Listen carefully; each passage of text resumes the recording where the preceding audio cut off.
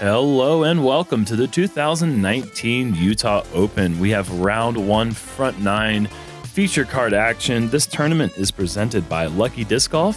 The coverage is presented by UDisc. We've got Germinate commentary, first time ever. Yeah. Jeremy Koling and Nate Perkins. What up, man? Thanks for having me. Oh, it's a pleasure to have you in the booth. We've got the beautiful Ben Lomond Peak in the background. Players are going to be overlooking this beautiful mountain range in gorgeous Ogden, Utah. Look at that smile, Ricky.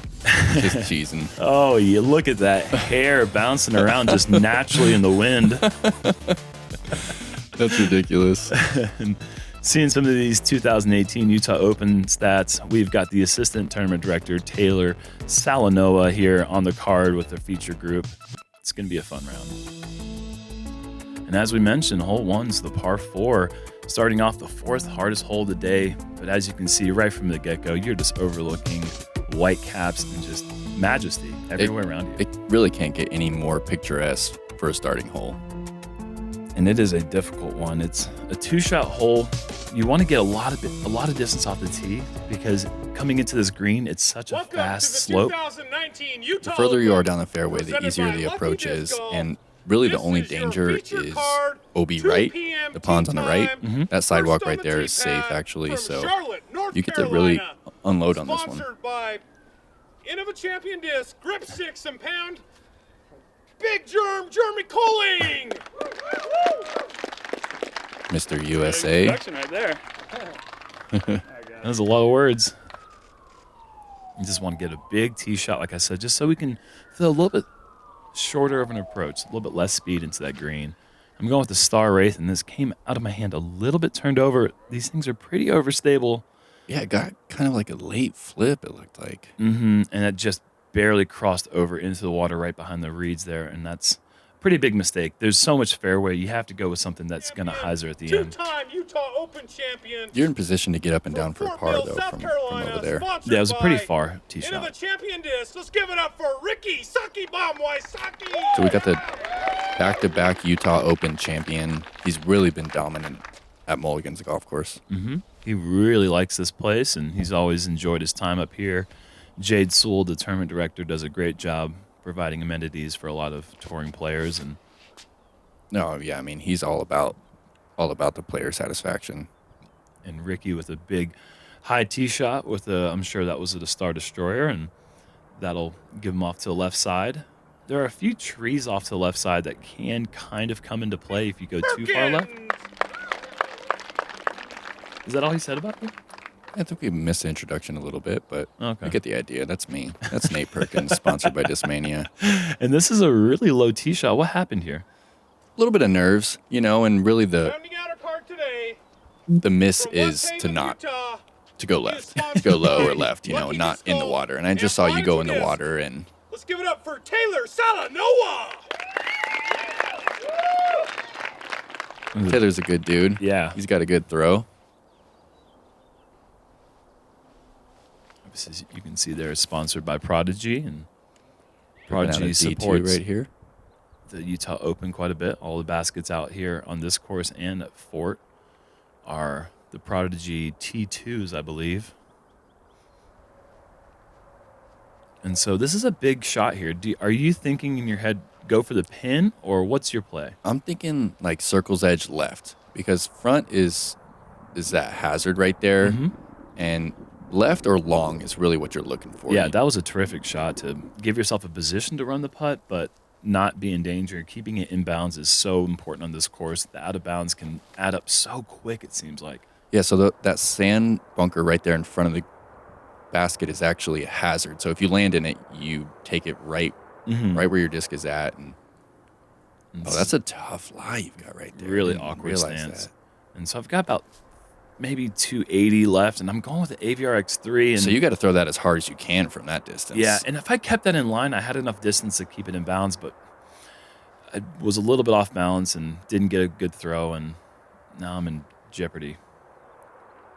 So Ricky's really starting to figure out this pig, though. Mm-hmm. Yeah, the Tour Series pig was just released a couple weeks ago, I believe, and he's loving that disc. He's been using it for all of his approaches, and he was talking about one of the reasons he really likes it is because it's really sticky.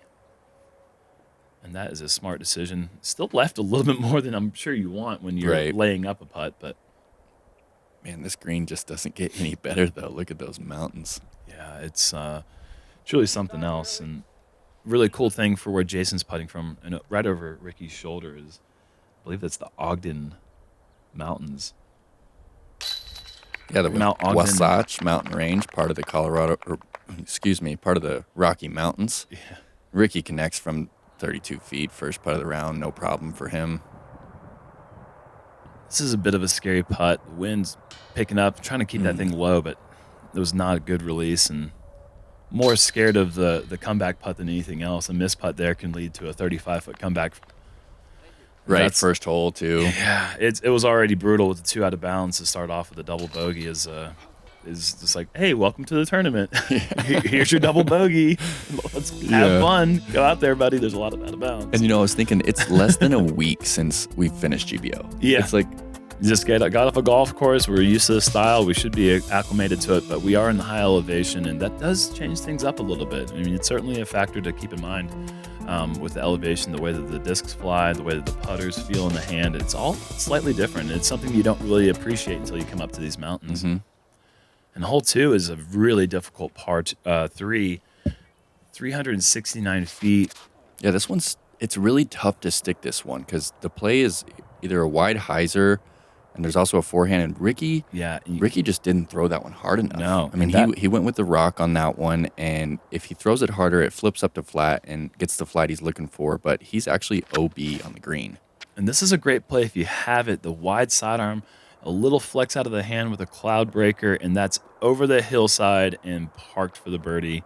That's an awesome shot. To carry that distance, 369 doesn't sound that far these days for the sidearm, but it's actually, I feel like you have to throw it almost like 390 feet. Like you really have to throw it hard for some reason. I'm throwing it almost as hard as I can on that one, and I'm really loving the cloud breaker for that shot. And look at that shot from Taylor. And that's a great reaction off that hill, too, because like we said, it's hard to stick this one. If you get that hyzer and you land it any further, it's going to skip long OB. And this is my star wraith. Got a little more. Just a little too much hyzer. Yeah, not enough height. And there is a bunker that shot landed into on the front side of that green. And there's the red flag. And as you can see, Ricky's disc is on the green. So he's out of bounds. Really far away, and so he's going to have to settle for a bogey at best. He's not stoked about that. You've got 45 left for par. Oh, Just thought you catch that one.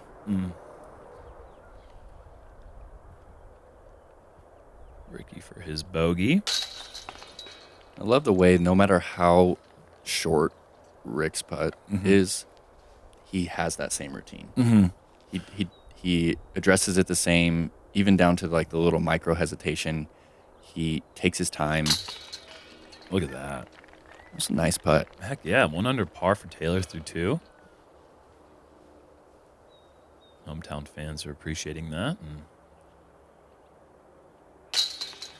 And for the bogey, 3 over through 2. It's a pretty good start. Yeah, you're sweating when you're more over par than there are holes. Like, whoa, wait a second. what just happened? And the car's just getting birdies everywhere. It's like, all right, I'll join you soon enough, hopefully. Hole 3 is a 405-foot par 3 with a very tricky landing zone. You have this hillside here. That's really what you want to land on is that little slope coming up from the bunker, skipping up maybe. It filters in. If you hit short, like on that hillside, it seems to filter down in. I don't know really what you're supposed to do, but Yeah, because if you go long, like check out this shot. This shot is coming in long, and it looks like it might hit off the sidewalk. And if it does, it hits just short. If it just on the does, though, grass, it yeah. skips long into that water, which is instant bogey land. And you've got quite a scary putt also because you're coming back just outside the circle towards the out of bounds. And Taylor, incredibly lucky there to get through that tree, but hits the edge and does not get over the edge. That would have been perfect. What a break that would have been if he had gotten through. Yeah. And skipped in bounds. Yeah. What's Ricky throwing right there? Is that his T-bird 3? I don't think that's his T-bird 3. Well, it very well could be. he is enjoying the T-Bird 3 a lot. I don't know. It very well could be. I know he's throwing a red one right now, so I'm going with the Star Destroyer. This is a good line. It's fast enough. Gets that hillside. Oh, what a tree, dude. That was going left. Yeah, that was going left and long, and I've had some really good luck on this hole. Coming into this round, as we see Ricky just off the top, I was 4 down through 3 rounds last year, 2 birdies and an ace. And like I said, that scary bid makes you not really want to give the right height. So timid. You can just tell with the body language. So timid before I even lined up. Yeah. Taylor with a nice putt to save par. Yeah, right at circle's edge. That's a great par hit. And he was telling me how nervous he was to be on Jomez, and understandably so. It's so nerve-wracking. Big opportunity. Even for me, a few years in now, I'm still getting the nerves. And to be 1 down through 3 holes, they're not easy holes. So yeah, I mean, all of these holes so far averaging over par is surprising. I mean, that was the 3rd hardest hole on the course, averaging 3.55. Wow. Not many birdies. So many people go out of bounds there. There's the green to contend with the bunker, and then you get to the hardest hole on the course, averaging 3.57. Wow. Everyone's just trying to go for it, huh? Yeah, hole 4 is a 453-foot risk-reward par 3. You can play the bailout shot and not have more than 150 feet left to the pin. But it's just so enticing. The basket is right there, right in front of you. You want to go for it so bad. Yeah, and we had a slight headwind today, so really it took like 475 feet of power to carry this water. And that's the same Star Destroyer I threw in the last hole, and that is just truly exactly what I'm looking for. I'm not trying to land directly in line for the tee pad to the basket. I want to finish a little bit right, just so that if I don't throw the shot that I have in mind, that I'm not going in the water. That was a beautiful rip, though, dude. And that's the layup plays you can see off to the side. I've got no business with this 450-foot carry. And Taylor's going for the pin, but I think he's released this a bit early. Maybe the first sign of nerves that we've seen from him. Yeah, I just didn't get enough turn that he needed. Rick's actually going with a champ boss right here. Is he really? Top. Yeah. And he's going all hyzer. Yeah. And we noted this when we were playing, but the difference in how fast Ricky's disc got there and yours was kind of floating, carrying, turning a little bit. No, it wasn't. I threw like a flat, low, fast line, and his still got there faster, throwing high, floaty hyzer. It's crazy. I don't understand how that makes any sense. Yeah. Like, I tried to rip it, and like Rick just softly puts it further. Yeah. Faster. And you asked him, you even asked him, how did yours get there faster? And Rick's just like laughing. As he's just making putts from everywhere. Another high one, but right on the pole. And I was congratulating Rick for putting right before the wind got here, because you're seeing it's starting. Oh, you can see the shirt. Okay. I promise there was wind. Yeah, look at the shirt. Yeah. The shirt's ripping. Why is the flag not moving now? I don't know. It's kind of tripping me out here, but had to Nice get that stick. a low, fast line to keep it under the wind. Or at least that's what I was thinking in my head. It worked out. Yeah, it was a good putt for 2. Love getting outside and challenging yourself to become better? How about spending time with family and friends, or just marveling at the pure joy of flight? Then you've come to the right place at the right time. Join the PDGA. And only 3 2s on the day, and you just saw 2 of them. So that was a good hole for our group, with the 4, unfortunately, for Taylor, but a 3 and 2 2s, and on to hole 5. This one was playing headwind right to left, so it's actually pushing us straight toward that OB pond on the left. So it's a pretty tough drive to try and get that. You want to get that angle to get out to the right and have it flex out. And you're actually opting for the forehand for that very reason. Yeah, this is the fastest fairway on the course, it seems like. A lot of shots, if they have any hyzer, they really want to get towards that water. And so just trying to keep it low, and it's still even lifted with that headwind pushed out to the right side. That was a nice forehand, all of 420 feet. And Rick is going to go with a backhand, and he's going to try to turn this over here. And it's looking really good out of his hand, but he didn't like it. Yeah, that wind kind of got up under it late, and it looks like it's headed toward the water. And you can There's see that right there fast how fast it is. And then you get down to the slope towards the water, and somehow his disc is able to put the brakes on and stay in bounds. But he is that is living right because that is so close from being out of bounds. Yeah, that's fortunate that it didn't go OB. You're going with a cloud breaker here again. Just a little too much angle. Caught a little bit of that tree and slowed it down, and that's going to put me out of position. Hole 5 is one that you really want to get a lot of distance, and I don't know if you can really see or appreciate how much wind we feel right now, but it's definitely coming down this tunnel, and it just plays like a headwind the whole way. And when you've got to go 700 feet in 2 shots to a green that has out of bounds within 15 feet behind the pin, you really want to get a 450-foot drive to feel comfortable with that approach. Yeah, so the play on this one is to swing it wide, and parking this one is difficult because, like you said, it's so close to the out of bounds. I mean, it's well inside the circle. Yeah, it's one of, As you can see right there. like 12 holes, I would say, that are within the 30 feet of the water. Maybe not that many, but it feels like that. There's so many holes where the out of bounds comes in play on the green. And that's a nice shot from Taylor. That's right up to that circle's edge, and that's going to be a good look for birdie. And you can see how much distance helps you on this hole because as you get closer, you get to throw slower and slower discs toward the pins. What are you throwing right here? I'm going with the same exact disc, actually. This is a Star Wraith. Oh, really? I'm just trying to play it wide and flat, and this thing just kept skipping and rolling. I'm like, sit down, stop it. Did you throw the faster disc because of the wind? Because I like it for that distance, and I feel like even with the speed of that disc, I can have it come in soft on the green when thrown with the right angle. I just kind of misreleased that a little bit. Ricky's showing why you're supposed to throw low speed discs into greens like this. Yeah, he's feeling pretty comfortable with that AVR X3. He just parks that one. No chance on that. It's about just inside 50. And I loved it out of my hand. It just never hyzered. Oh, I was like, come on. That one just stayed straight. I was so ready to give it a good old germ fist pump, you know? And it just did not hyzer. Okay. Yeah, and so I actually called him on a foot fault. I felt like he left a little early, but no second, and that's no problem. yeah, it's such a hard call to make. And Right. if you're not paying close attention, it's so hard to make that call because it's just, Yeah, and you know, it's never a personal thing. yeah. And we are supposed to be officials, so if I feel like I see it, I just instant call it because Oh. I'm not going to try and go, oh, should I call him on this? Should I not?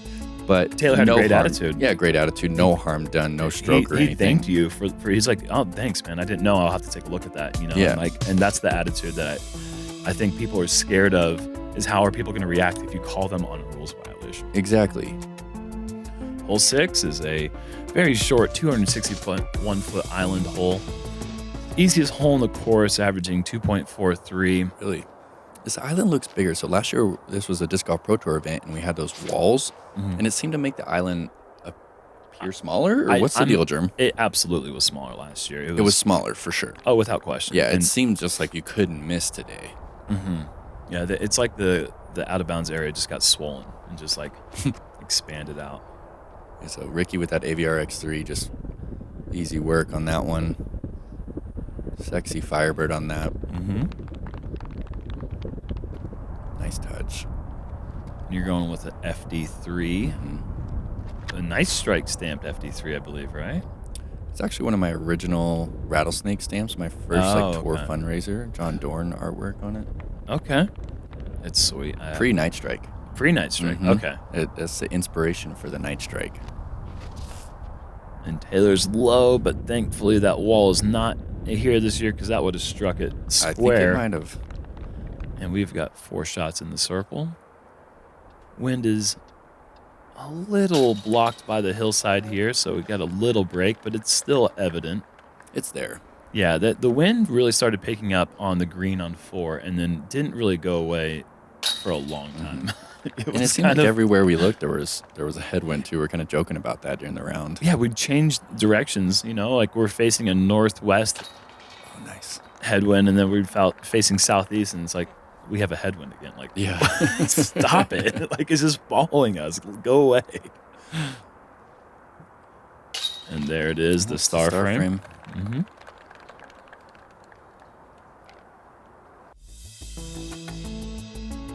Hole 7, former par 4. Nothing has changed except for the par. Now it's a par 3.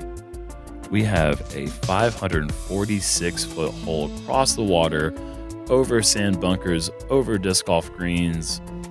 Got a fence behind the pin. Really, the play is either the full send rip, trying to go if for you've the got pin, the elite distance. or lay up short of the bunker, short of the sand of the green, and then just pitch up, maybe a jump putt to the green. Look at this shot, though. Low, flat to hyzer, never going on any, and getting 530 feet of distance, 520 feet of distance. It's pretty good. And it's definitely deserving of a good follow flight. Absolutely. Look at that rip. Just the way that he projects it out there so low. Thing must be rotating so fast. Yeah, and you can see how much spin it has. Look at that on the green. It's just dancing around. And that's going to leave Rick that birdie eagle feeling putt.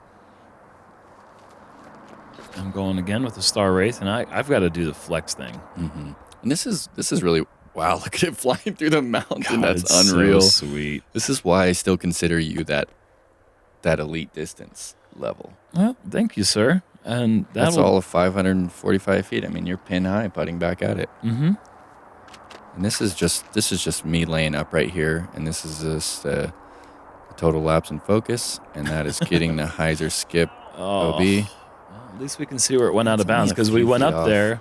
Couldn't see it. Take notes because we got to go back there and get that one of these days. Yeah, there's a cloud breaker in the pond at Mulligan's in Ogden, Utah, if anyone wants to go find it.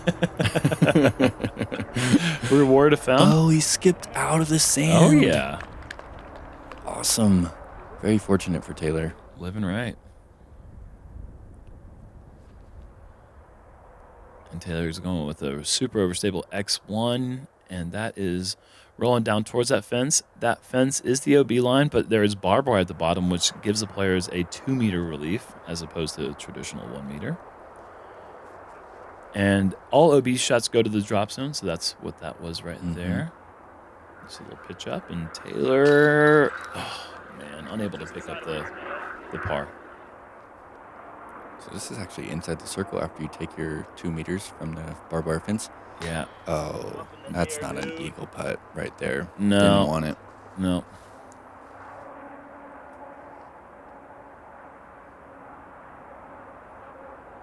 Same routine. Yeah. Back on the back foot, front foot lifts up, and then back on the front foot, and then coming forward. Yep. Same routine.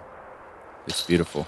It is definitely a thing of clockwork, beauty, precision, and certainly something that he practices all the time. I mean, we got to the course an hour before the round started, and Ricky was already done practicing throwing, and he was just practice putting the entire time until we started. And it's really the spectators are there, they're watching, and they're just like in awe. Yeah. Me too. I'm like asking them questions. I'm like, who are you modeling your putt after? Like, what are you doing? Like, can you please give me something? Anything.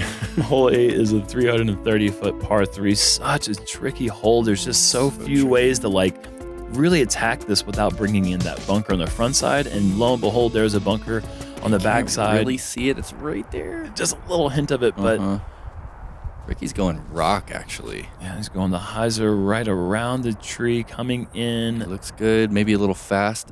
And He knew it. Yep. He knew it. Yeah, he usually does. He's very intuitive about where his shot's going to go as it comes out of his hand. You know that he has such incredible control over his shots. I really like this play though, the high forehand, because it kind of plays to the backside, which is where there isn't a sand trap. Right, and you can see that water does come in play for the hyzer. Like, if you hit that hillside, you can skip down there quickly. But that tree up by the green that you're going right towards here and hitting it, that is the obstacle. How can you get through that tree, around that tree in some way? Because that's the only side of the green that's not guarded by the bunker. Normally when you hit that tree, you drop down to like a 50-foot layup putt. But that was quite fortunate. Yeah, that one was fortunate to get through. And this needs to spike in. Oh, Whoa. and it got that skip. I mean, that was like a sonic launch pad right there. Yeah, as Nate Sexton would say, it's like a 10-year-old just picked it up and threw it as far as he could as soon as it hit the ground. I guess I haven't watched enough Jomez. I haven't heard that one. That's a Vibram Open 2017 shout out. Oh, That's kind of That like was- a little like. that was awesome layup. Thank bid. you. These are the most picturesque putts I've ever seen. Yeah. This is unreal. Yeah, coming here, we're in Ogden a month earlier than we were last year, and really making a big difference. Yeah, we were With the here snow. in June last year. Yeah, Okay. we were here last year during Coraline's birthday, Nate Sexton's daughter, and today, May the 4th, also known as Star Wars Day, is Nate Sexton's birthday. So All there's right. all sorts of correlations to Nate not being here and birthdays. I wonder how many times Nate has been told, "May the force be with you." I'd hope all the time. He's probably just like over it. Shout out to Nate. Happy to be next to Germ in Nate's seat right now. And you picking up a great birdie on hole 8 here. And you can see the Look at leaderboard. that putt. Wysocki, 4-down start. Justin Beaches. Billadu, the local. Alex Russell, Alan Wagner, Chandler Fry. We got players from all around the country here in Utah. And like you said, I mean, the most picturesque course you're going to see on tour, I feel like, is just, there's nothing like looking around you and, you know, maybe you're not having the best day on the course, but then you can just look over to the left, look over to the right, look behind you, and you're just like, well, that's all right. Absolutely. But yeah, definitely being here a month early, having those white snow caps on the top of the mountains. Beautiful Wasatch. His putt is barely wobbling. There's no flood. There's no flood in that putt, dude. Not a single flood. Hole 9, final hole in the front here. We've got a really fun par 4, 819 feet. We actually have, did we have a tailwind? Or no, it was a right to left. Yeah, it was a right to left. It was a right to left wind, but it wasn't that scary for this kind of shot because if your disc pushes off to the left, you're in a pretty good spot. But it's really a position where it's just fun to just go rip it as hard as you can.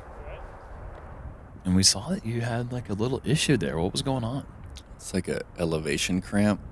Elevation cramp. I've never heard of that. Is that a made up thing? I don't know. I got cramps here last year, so I'm just assuming it has something to do with the elevation, but it was a pretty gnarly cramp and no excuses though. And Rick got this way higher than I think he was trying to. I know he's trying to drive that down the fairway a lot further.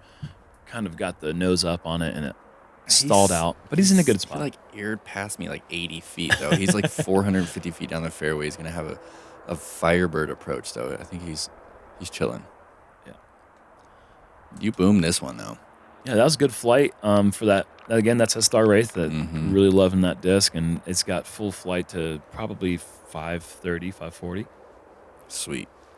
And Taylor, nice little Anheuser, trusting that the disc is not going to get pushed down or turned over into that right to left wind, and he's right in the middle of the fairway. Plenty of distance to attack. Now, this is like a full flight here for this distance, and you're going with a high cloud breaker. That's like 450 feet to the pin. And I think if they're at like 400 feet maybe. Yeah, it's far from back there. You really want to get a full unleashed drive on this hole. You have so much space. And Taylor's got this turned over, and from my angle, I was like, oh no, this is heading right for the green. It's on, gets over that hill, it's out of bounds.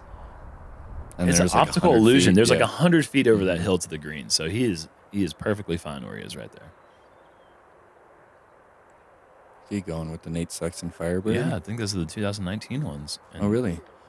yeah. How are they flying? You got one in your bag? I had one in my bag, but I threw it in the water, and I've been trying to get the right one to replace it. Don't ask Nate. He won't ship you one. They're awesome. They're a nice overstable run, and I've been throwing the 2015 Sexton Firebirds like I just threw there for years, and I think the 2019s are maybe the most similar to that run. Oh really? Oh. And that was such a good-looking run. I thought you actually were at the very least going to draw some change. Just didn't quite swing in soon enough. Those are really the putts that you have to, you got to connect on some of those if you're trying to keep pace with this guy right here. Just nose down, driven, hard-working putter. I wonder at what point he knows he's gonna make it.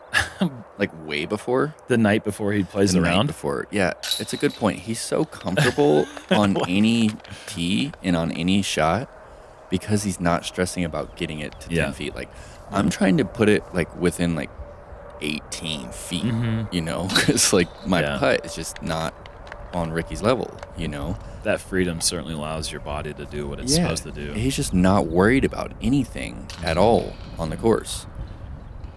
Yeah, it must be nice. I think that he thinks he's going to make the putt like literally driving to the tournament, like before he's even practiced. So anyways, thanks for tuning in, guys. Click that subscribe button right there.